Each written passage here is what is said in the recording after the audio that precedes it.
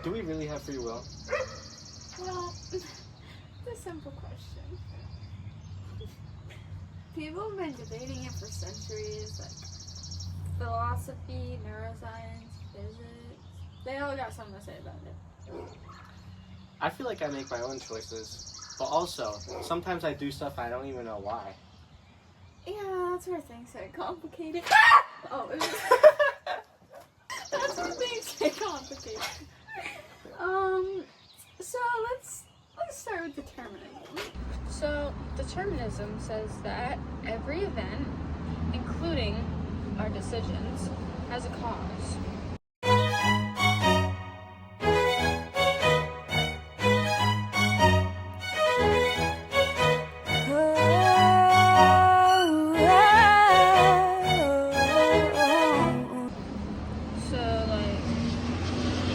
If we knew the variables, we could predict everything, like, you know, all the variables,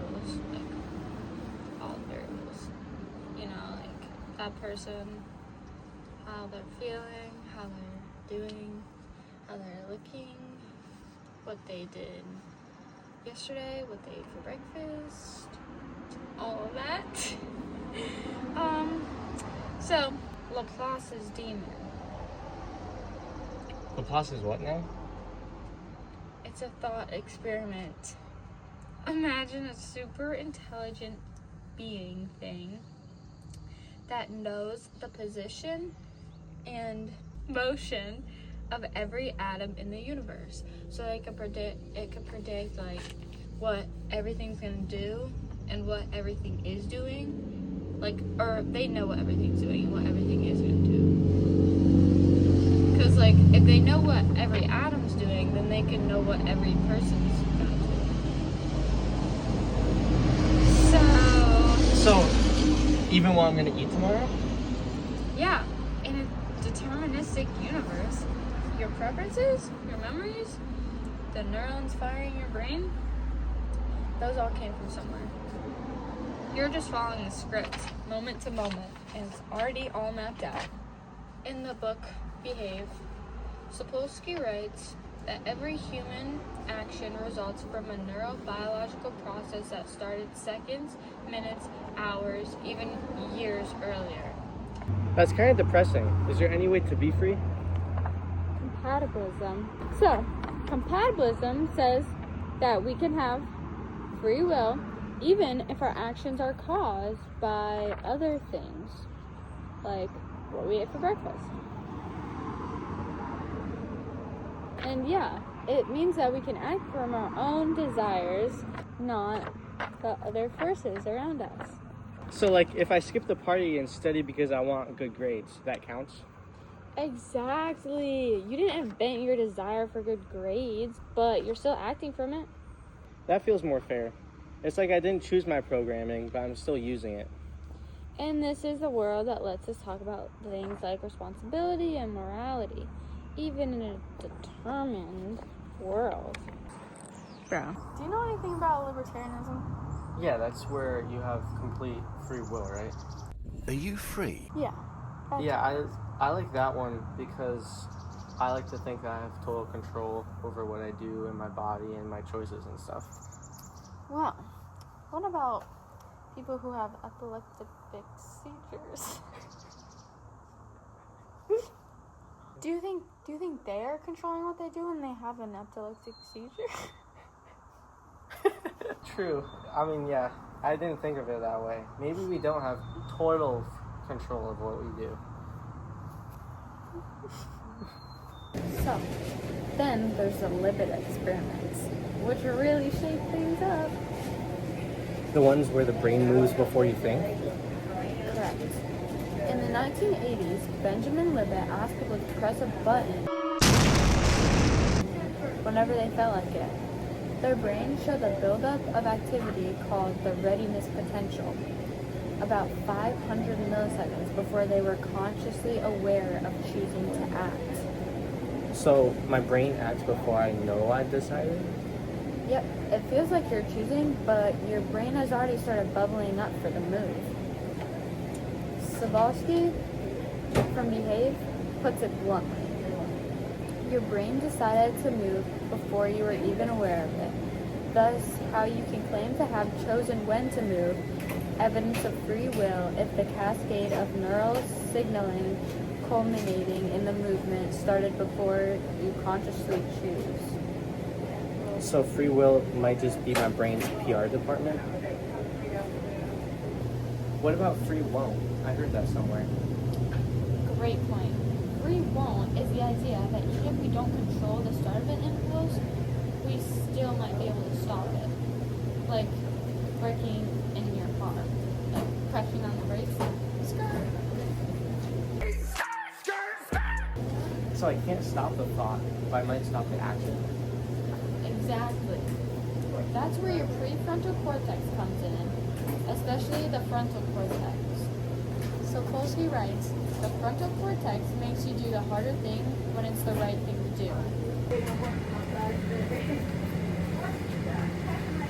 Oh, well, do you remember the marshmallow test? Oh yeah, like kids waiting to get a marshmallow instead of just eating one right away. The marshmallow, you can either wait, and I'll bring you back another one, so you can have two, or you can eat it now. So you can eat it now, or you can wait, and I'll bring you back two, okay? Yeah, it's often seen as a test of self-control, but here's the twist. Kids from more stable, trusting homes were more likely to wait because they have better trust issues. I mean, no trust issues, actually. So their environment taught them patience? Exactly. Exactly. It wasn't just willpower, it was trust, safety, and brain development. Sapolsky puts it just like this. Adverse childhood experiences change brain development in ways that affect impulse control, emotional regulation, and empathy. Keep that in. So brain development, hormones, experiences, everything is shaping us all the time?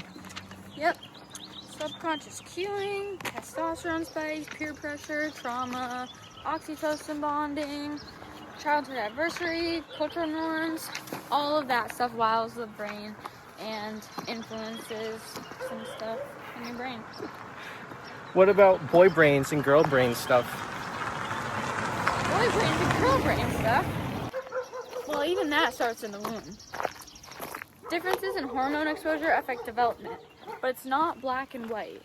Culture amplifies those differences. It's like we're constantly being shaped without knowing it. Exactly. So do the laws of physics say free will is impossible? Well, if the universe is truly deterministic and time is a block universe where the past, present, and future all exist equally, then maybe we're just experiencing what has already what is already laid out, like experiencing time just panel by panel, like a little book. But consciousness is real, right? Yes. And some think consciousness and the prefrontal cortex might make free will an emergent phenomenon. Not magic, but biology. A kind of freedom built from complexity. So how much control do we actually have? I mean, maybe not total control, but just enough. Some people are born into more freedom than others because of brain wiring, upbringing, or their environment. Freedom is situational. It's not equal, but we can try to understand what makes people more or less free. So what do we do with that? We rethink, credit, and blame. In Behave, Sapolsky quotes Stefan Morse on page 599, saying, causation is neither an excuse per se nor the equivalent of compulsion, which is an excusing condition. Which means that just because something caused your behavior doesn't mean you're off the hook, unless it rises to the level of compulsion.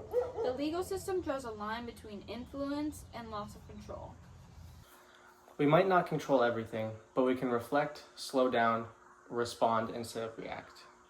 Maybe the most important kind of freedom is the one that lets us pause and choose a better decision or next step.